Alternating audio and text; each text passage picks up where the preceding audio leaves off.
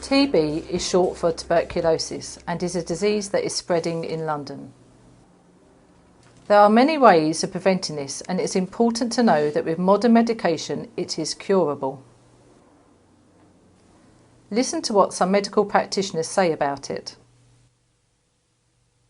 Anything you can do to keep yourself healthy will help protect you from TB. Eat a healthy diet, be physically active. These make a big difference. And avoid things like heavy drinking and drugs. TB is not an illness to be afraid of. We have very effective drugs to treat it. The sooner we see people with TB, then the sooner we can start them on treatment, and the sooner they will be getting back to normal lives. Treatment involves taking tablets. They start to get the TB germs under control quite quickly, and after about 2 weeks, most people start feeling better, and they can no longer pass on the germs to others. The best way that people can protect themselves and their families is to be aware of the symptoms: coughing, fevers, loss of appetite, loss of weight. If the symptoms don't go away after a week or two, like with a cold or flu, then go and see your doctor. If the doctor gives you antibiotics and the symptoms still don't go away, then go back again.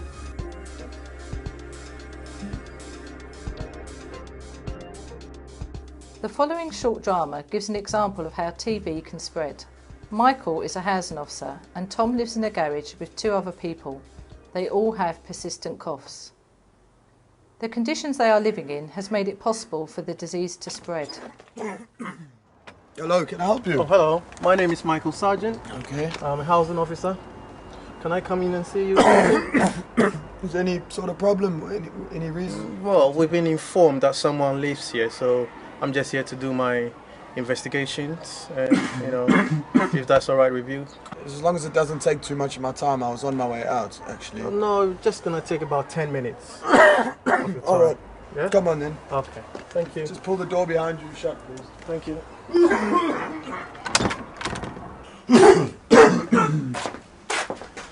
Oh, thanks so much for letting me in.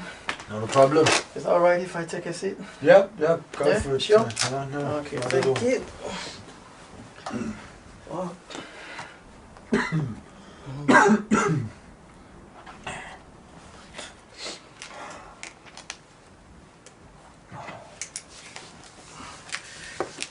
Right, okay, so what's your name? Tom Jones. Tom Jones. Yes. Right, Tom, so do you live here? I've been living here since I got kicked out of my parents' home a few months ago. What, in a garage? Yeah, we call it our home, but I suppose it is a garage at the end of the day, yeah? Yeah. Okay. So does anyone else live here? So 2 of my other mates, Sam and Nick, they're both out working at the moment, which is why we can't really be here for too much longer, because they're both on their way home. And where does your friend sleep? Well, Sam sleeps there, actually. You're sitting on his bed at the moment, and then me and Nick share this bed. He works night shift, you see, so it works out quite well. When he gets back in the morning, I've had my night's sleep, and then I just leave. And okay. So you share the same bed? We share the same bed, yes, we do. Yeah. So how long have you been living in this sort of conditions? In this place? Yes. Maybe 5 or 6 months, I would say. Yeah, about 6 months. Yeah. 6 months? Yeah. Wow. And Tom, how do you cook? I mean, living here, how do you cook? To be honest, we don't cook much. We're down at the takeaway store most of the time, really, because none of us are here at the same time, so cooking isn't really. Yeah. But mainly we eat the chicken at the chicken shop around the corner. Okay. So Tom, where do you normally wash? Outside, we have a little makeshift shower that was there when I moved in. Outside the building? Just behind the building, okay. yeah. It's not the best the water's not warm, so in winter it's quite tough. But yeah, there's running water, so we try and be as quick as possible on cold days. Obviously, jump out, have a shower. And What about toilets? the toilet is in the same place. There's a toilet just next to the shower, actually. The same place? Yeah, it's just next to the shower, really. So what about drinking water? Where do you have your drinking water? There's also a basin outside, actually, a big concrete washing up basin outside next to the toilet. I don't see a problem with it, really. No, So you drink from the same place where you've got your washing up and your toilet? that's right, yes. Okay.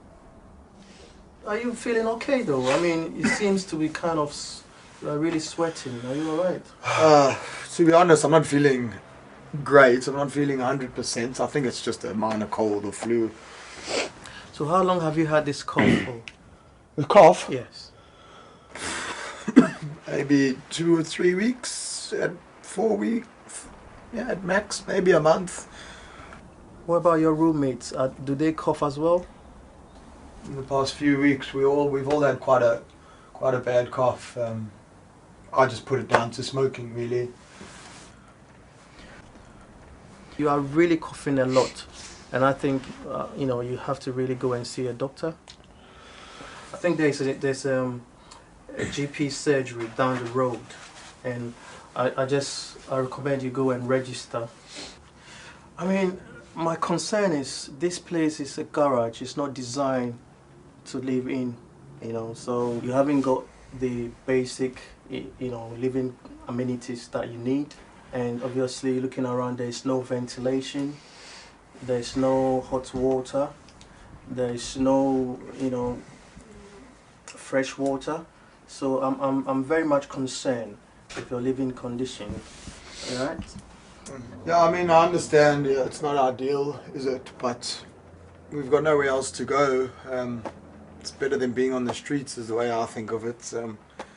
If I could afford somewhere better, we would. But this is all we can afford. So this is where we are at the moment. I'll go and speak to my manager. We'll see what we can do. Okay. Thank you very much for your time. Oh, that's okay. And I do really appreciate it. And I'll see you very soon. Okay? Thank you. See yourself out, alright? All right. Yeah. Thank you. Cheers. Thank you, mate.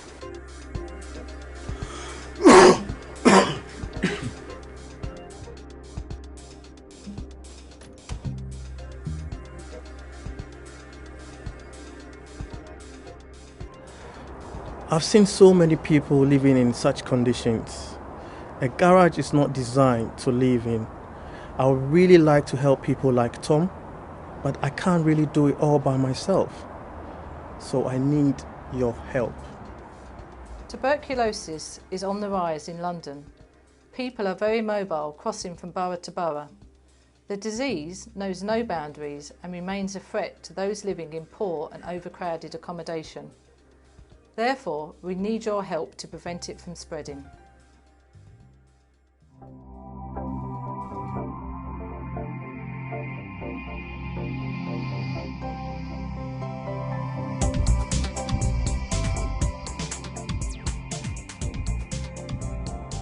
I'd like you to tell me what you did notice from the video.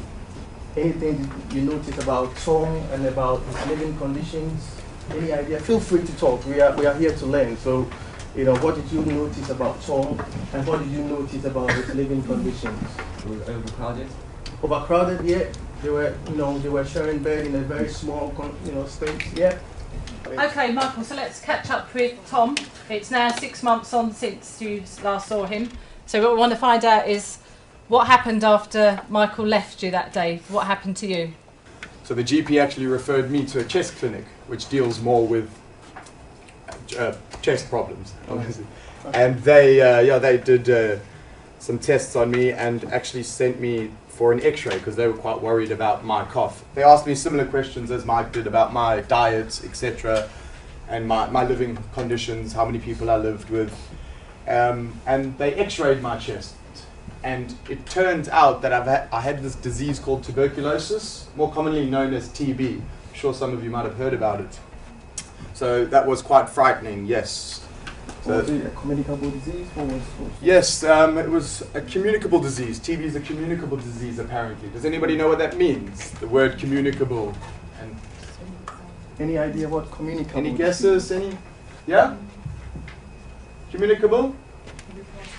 Spot on. Did everybody hear that? Well done. It can be passed on from one person to another. And does anybody know how TB is passed on from one? Is it a blood-borne disease, or is it passed through the air? Through the air. Through the air, exactly. Yeah. Through water droplets in the air from coughing and sneezing. Could you also tell us what, after you've been to the clinic, what else did they do for you? Well, after I got diagnosed with this disease, TB, they explained to me that I'd need to go on a course of prescription drugs and take them daily for 6 months, and then I would be cured. After the 2 weeks, I stopped taking the drugs. I thought I was better. And then when I went for my follow-up check at the GP, he explained to me that that's one of the biggest problems we have with TB patients, is that you start feeling so much better so quickly after you start your dosage of drugs that you stop taking them, and you actually aren't cured of the disease. After 2 weeks, you're non-infectious, which means you can't pass on the disease anymore. But that doesn't mean you're cured of the disease. So yep, I had to restart my treatment all over again. So basically it took me longer than it should have. If I just listened in the first place to the medical professional, it would have been over a lot quicker.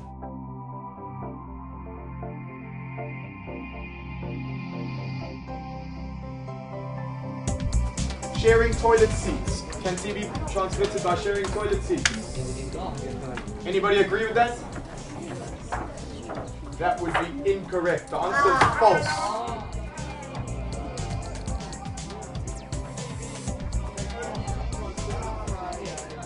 TB is prevented by having a strong immune system.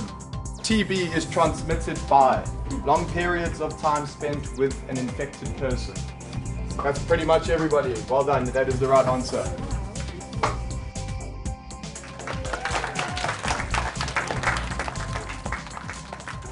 Well, what I like most about the lesson is about how we had to do activity where we chose what we thought was true or false about tuberculosis. I liked watching the video.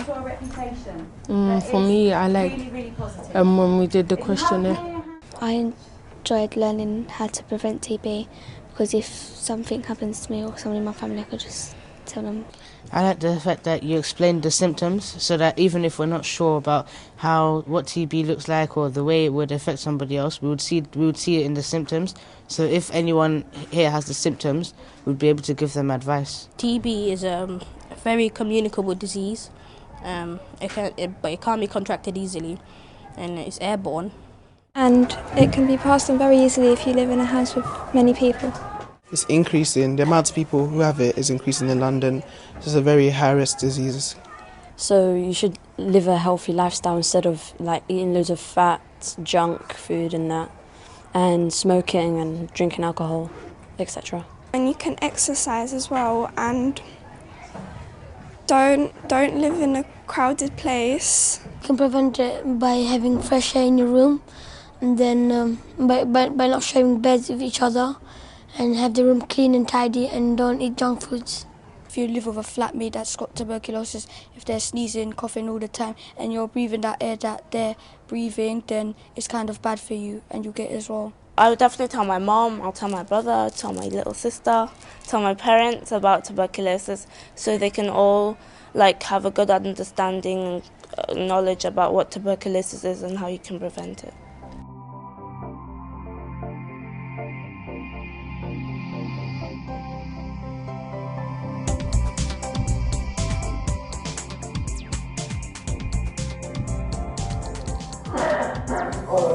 Come on then.